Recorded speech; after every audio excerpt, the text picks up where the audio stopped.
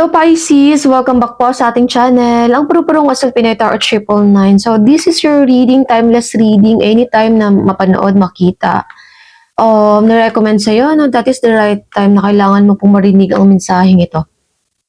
Nakapag-shuffle na rin po tayo at may mga cards na rin po tayo dito sa lamesa. So pakita ho natin, reading po ng mga Pisces, pinakaunang card.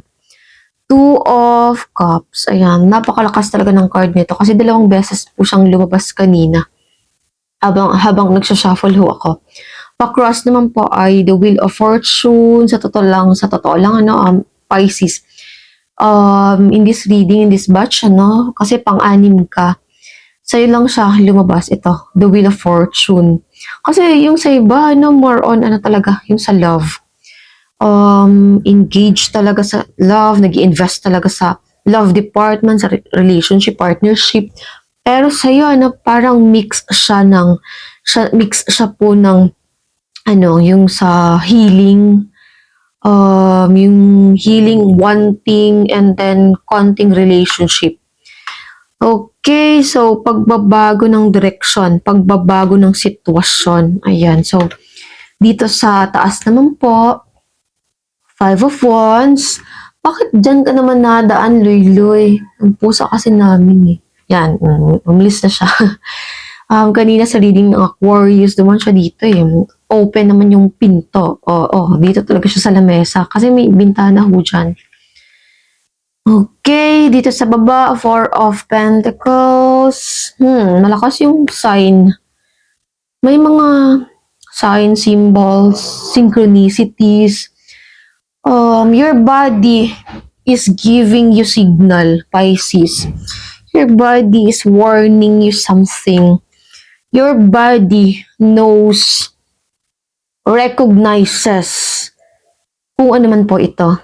So, huwag pong baliwalain, yung nararamdaman sa isang sitwasyon, sa isang lugar, or even sa tao.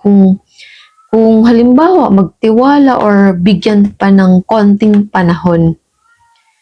Ayan, so ikaw mismo, sa sarili mo, mararamdaman mo ito. At saka huwag mong pigilan, Pisces. Okay, Five of Wands, Four of Pentacles. Dito naman po sa Seven of Wands, parang paubos na yung boses ko. Malis kasi kami ganina, lagi akong nagsasalita. Tapos lagi akong, nakatawa kanina. So, paubos yung boses ko, init ng panahon. Okay, Seven of Wands. Tapos, uminom pa talaga ng malamig na tubig. Init kasi ng panahon. The near future, Three of Swords. Dito naman po, Hierophant card, Eight of Wands, Two of Wands, Temperance, and then Death and Rebirth. Lumabas din ito sa Aquarius na reading. May mga pattern, may mga connection talaga. Kasi yung mga reading ng Aries, tatlong card lumabas sa Taurus. Yung reading ng Taurus, may lumabas na tatlong card sa Gemini. And then kayong tatlo din. Capricorn, Aquarius, and then Pisces. May mga connection ho talaga. Okay. Connected sa isa't isa. Union, partnership, love. Sa totoo lang, Pisces, gusto mong ayusin kung ano man po ito. Kung ano man pong ginawa ng taong ito, iniintindi mo, pinaprocess mo hanggang ngayon ba? Sa hanggang ngayon, bakit siya nangyari, kung bakit nagawa ng taong ito, iniintindi mo siya hanggang ngayon. Unconditional love talaga, di ba? Unconditionally, I will love you. By Katy Perry. There is no fear now. Let go and just be free. I will love you unconditionally. Ayan. Sometimes, you will never know the value of a moment until it becomes a memory. That is the closest thing na nagagawa natin, yung pakikinig ng music, naalala ng isang tao, or even sa pabango. May mga dito, na bumabalik yung ganong alaala. At saka gusto nyo rin naman pong isa't isa nung magkikita, magsasama ulit. Ayan no, union, partnership, love, romantic offer, worth exploring for, exploring your option, to be seen, to be heard, to be understood, to be wanted, diba? To be celebrated. Bakit tayo magsistay kung ayaw nila, diba? Pero kung halimbawa nararamdaman natin na nakikinig naman sila, nakikita nila yung mga sakripisyo mo sa kanila, at saka yung bang feeling na to be seen, to be heard, to be understood, to be celebrated, to be wanted, gusto pa rin talagang ayusin ito. I can see naman po dito na magiging maayos ito, pero sa ngayon may kailangan lang ayusin sa sarili, kanya-kanya. Wheel of Fortune kasi at the same time, busy ka din sa career mo, building your empire, building your security, stability, and then pagbabago rin po siya ng direction. May dice kasi dito, so good luck. Abundance, prosperity, good luck, second chances, healing, forgiveness, and then recovery. Ito po. Maiyak-iyak talaga siya, sumisigaw siya. Parang, kasi siya? Kasi Four of Pentacles kasi holding back. Yung mga bagay na dapat pinapakawalan. Let go and let God. Tapos, pinaprocess mo siya. You're doing a lot of inner work, healing work, shadow work siguro, some of you. Gusto mong ilabas, gusto mong ipakita, iparamdam na ito yung mga nasa isipan mo, mga nararamdaman mo. And then at the same time, ayaw mo din, Pisces. Isolated, feeling left behind, feeling alone. You could be dealing with marital problems, Pisces this time. You could be dealing marital problems or going through a separation. Some of you are in a relationship but feeling alone most of the time. You feel alone, worries, burdens. May jowa nga, may partner nga, pero parang malungkot pa rin, parang ganun. Same old thing, just different day. Okay, so parang nararamdaman mo, ikaw lang mag-isa. Okay, so, very, talaga, painful.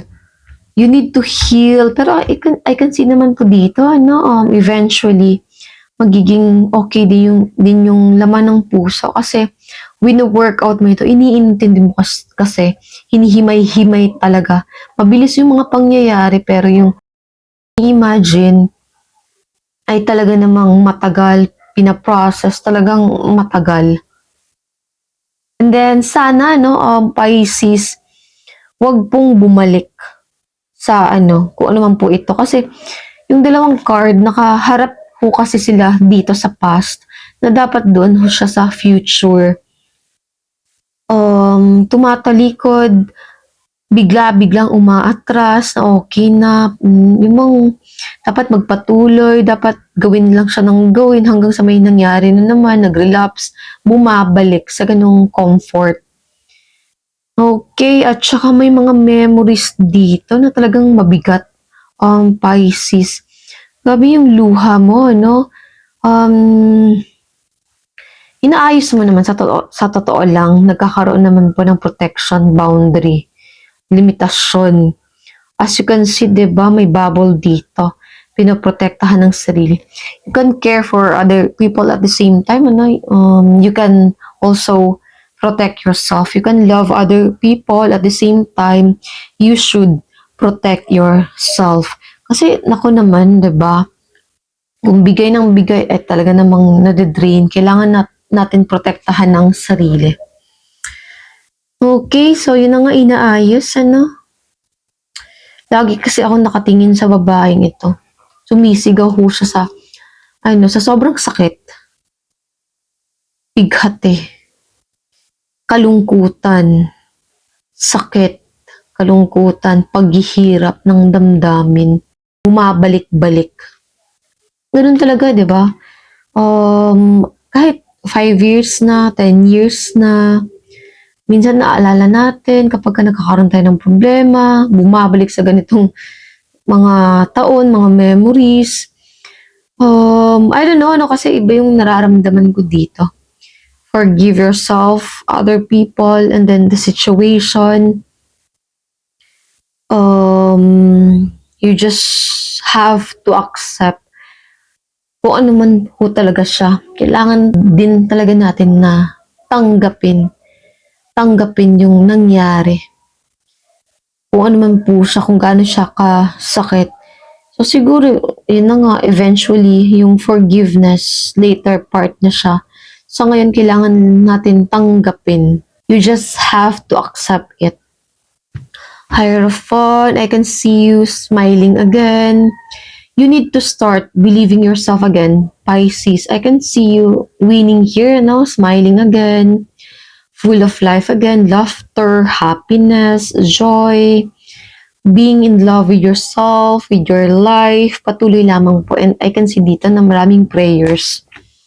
8 of Wands, mabilisan. May mga good news.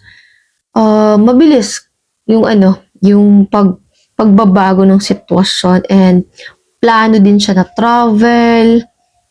Ito, 2 of Wands, marami pong mga plano. Temperance card is patience. Patience needed. Patience is a virtue. Pagpasensyahan ang nangyayari, habaan ng pasensya sa sarili, sa sitwasyon, sa tao. Gustuhin man po natin, hindi rin naman po natin mapipilit yung kapalaran ho natin na pabilisin, di ba? So, you have to just have fun, enjoy. Kasi binibigyan lang din tayo ng sapat na panahon para sa ganitong bagay. Kasi kapag dumating yung hinihintay natin, mabilisan na lang din. At wala na ho tayong time sa ganito. Moon and then the sun. Ayan, sa taas naman po, death and rebirth. May kailangan na mawala, matanggal para may bago naman pong dumating. Pag-upgrade, pag-upskill, ito po, death and rebirth. And then spiritual transformation din po yan siya. Matagal na process. Kung ikukumpara mo 5 years ago, 10 years ago, malayong malayo ka dito, Pisces.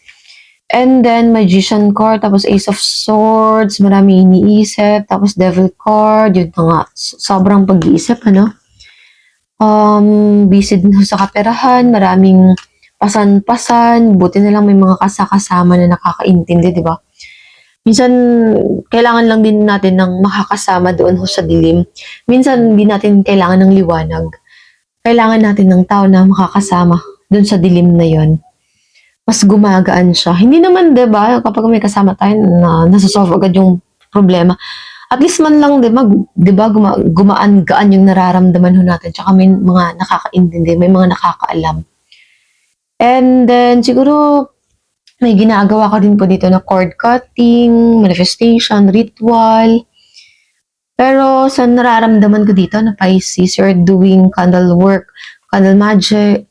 You're doing candle magic. For example, nagtitirik po ng kandila para magkaroon po ng clarity, ng liwanag. Nagtitirik po ng kandila, nagsisindi po ng kandila para gumaan yung nararamdaman, mas maging maliwanag, mas maging magaan yung nararamdaman, tsaka mawala yung mga balakid.